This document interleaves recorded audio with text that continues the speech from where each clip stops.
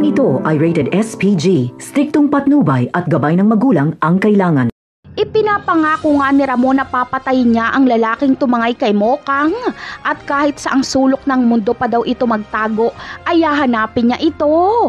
Pakiramdam ni Ramon ay malapit lang sa kanya ang tumangay kay Mokang. Dala ito ng lukso ng dugo na kanyang nararamdaman noong makabakbakan niya si Tanggol.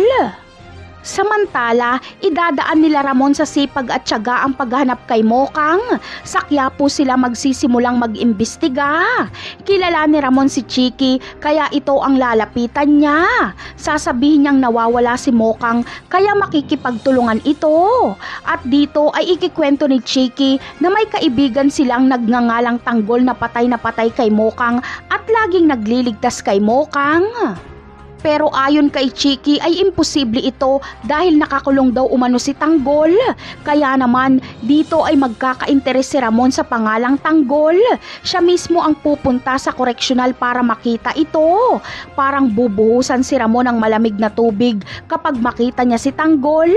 Kumpirmadong anak niya ito at napaikot siya ni Olga.